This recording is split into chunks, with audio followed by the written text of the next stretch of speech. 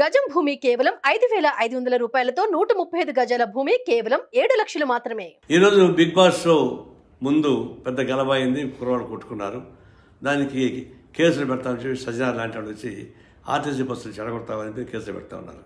నేను సూటిగా అడిగేది ఏంటంటే, ఆ బిగ్ బాస్ షో అనేది ఒక అరాచకమైనటువంటి షో. దాన్ని పర్మిషన్ ఇవ్వడం కరెక్ట్ కాదు.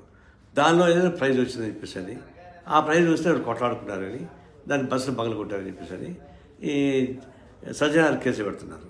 నేను సూటిగా అడుగుతున్నా, మీరు సైబర్ కమిషనర్గా ఉన్నప్పుడు నేనే వచ్చి ఈ బిగ్ బాస్ అనేది ఒక క్రైమ్, ఇది దాని మీద యాక్షన్ తీసుకోవడానికి పెడితే 3 రోజులు పెట్టుకొని నేను చేయలేను, మీరు కోర్టుకు పోండి అన్నారు. నేను కింద కోర్టుకు పోతే కింద కోర్టులు కొట్టేసి పై కోర్టుకు పోమన్నారు. పై కోర్టుకు పోతే జిల్లా కోర్టు, రాష్ట్ర కోర్టుకు పోమన్నారు. ఆ విధంగా పోలీస్ డిపార్ట్మెంటు భయపడే, కోర్టులు భయపడే.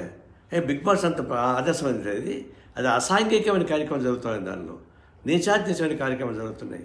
కేవలం డబ్బుల కోసం కక్కుర్తి పెట్టి నాగార్జున లాంటి వాళ్ళు దానికి హ్యాంకర్గా ఉంటున్నారు.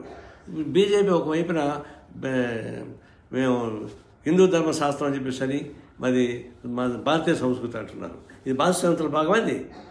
పాశ్చాత్య దేశాల నుండి తీసుకొని మనకి పెట్టి ఈడ ఒక 100 మందిని తీసుకెళ్ళి ఒక ఇంట్లో పడేసి అది వ్యవసాయ పంపకం తయారు చేసి దానిలో వచ్చిన గొడవలు చూసుకొని చేస్తున్నారు. ఇప్పుడు ఏంటంటే ఒక రైతు బట్టను తీసుకొచ్చారు, అది ఒక 4 లక్షల రూపాయలు ప్రైజ్ ఇచ్చారు.